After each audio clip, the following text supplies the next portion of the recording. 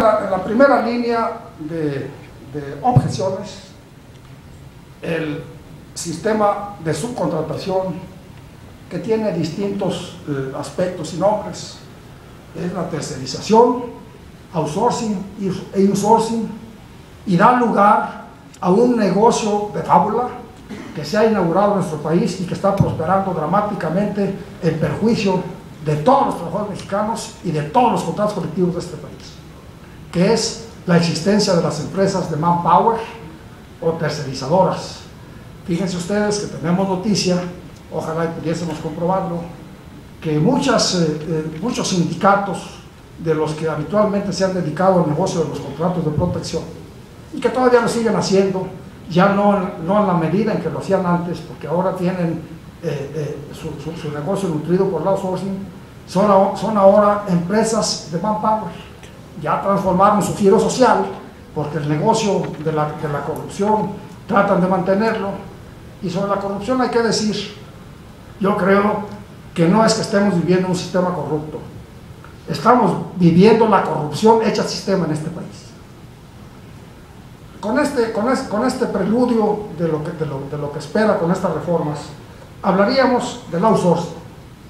El outsourcing no puede aceptarse en la Ley Federal del Trabajo, porque regularlo significaría convalidar una prohibición categórica en el sentido de que el trabajo no puede ser objeto de comercio.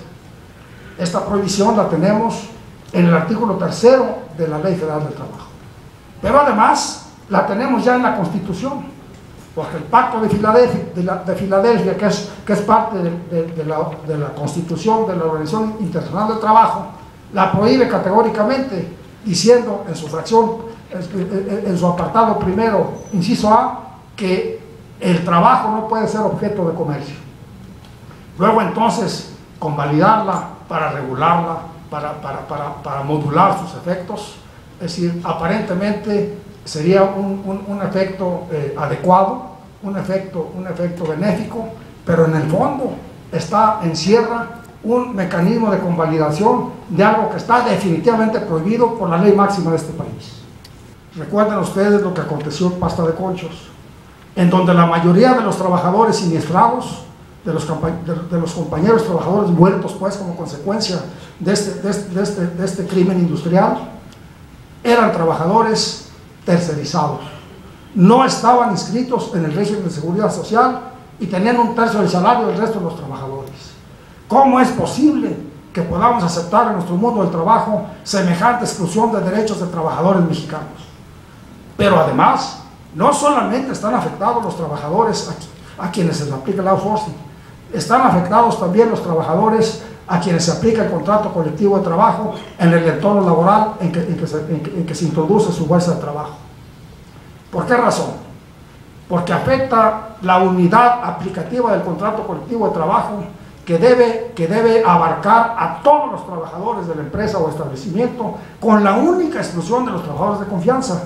Y ahora tenemos que en las empresas se nutre fuerza de trabajo de outsourcing que ya supera la fuerza de los trabajadores a quienes se aplica el contrato colectivo de trabajo. Y no basta con eso. Se afecta seriamente el derecho de libertad sindical. Los trabajadores del outsourcing no están sindicalizados, porque aquel que pretenda sindicalizar a los trabajadores del outsourcing se va a encontrar que son empresas volátiles, que solamente están constituidas por una figura jurídica, pero que no tienen patrimonio, y que no hay entonces a quien demandar en un momento dado.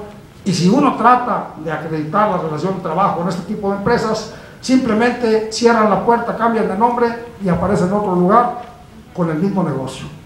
Afectan la libertad sindical, pues, en la medida que no es posible sindicarles a esos trabajadores, porque hay impedimentos, de hecho, que les impiden el ejercicio de su propia libertad sindical. El pago por hora. Se trata de defender esta propuesta diciendo que el pago por hora ya está vigente en la Ley Federal del Trabajo. Y esto es cierto. Pero lo que no está vigente es que se pueda fraccionar el pago a un pago infinitesimal.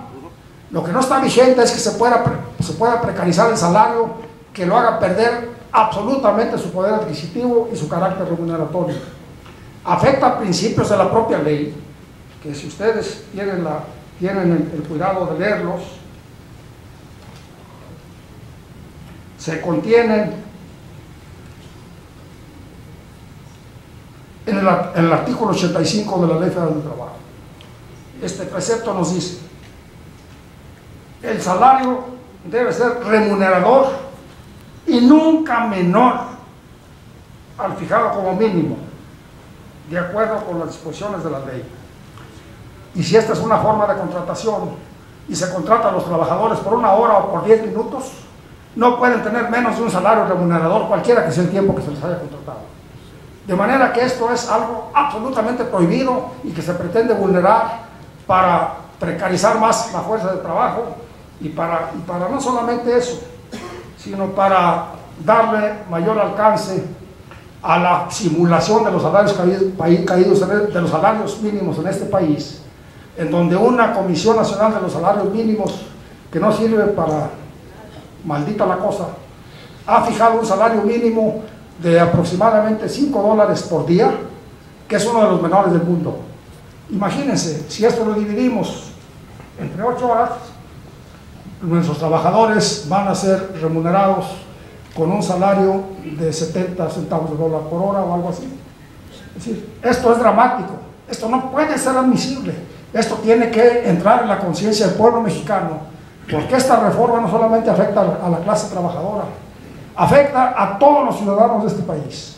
La ley actual establece un mecanismo de que el despido a un trabajador debe serle comunicado de manera directa mediante un aviso de despido que se le entregue en mano y en donde aparezcan las causas que el patrón está aduciendo para rescindir su relación de trabajo.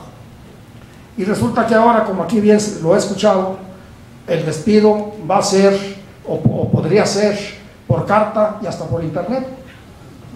¿Y qué pasa? La falta del aviso de despido entregada en términos de ley al trabajador produce la presunción de pleno derecho de que el despido fue injustificado, y el trabajador ya no tiene ni siquiera litigar el asunto para ganar su juicio. Con esto se le reinvierte la carga de la prueba y se le obliga a probar algo imposible, un hecho negativo. Se le trata de obligar a probar que no cometió falta alguna, y todos los que tratamos de ser abogados sabemos que esto está prohibido por la ley, porque la carga de la prueba no puede ser sobre hechos negativos, sino solamente sobre hechos positivos. De esta manera se le da libertad al patrón de que despida libremente a los trabajadores sin consecuencia económica alguna, porque no habría indemnización que cubrirles. La limitación al alcance de los salarios caídos a 1 año como máximo. Ya lo escuché de mi amigo Manuel. Cualquier juicio de reinstalación dura fácil 3 años o más. A mí me ha tocado enfrentar juicios que llevan 7 años y todavía no se resuelven. Bueno, la aparente causal para que esta limitación se establezca es que se generan pasivos laborales que han llegado incluso a reventar a las pequeñas empresas. Y esto puede ser cierto, pero el asunto no se resuelve de esa manera. El asunto debiera resolverse por mecanismos institucionales que realmente le diesen certeza a la permanencia del trabajo.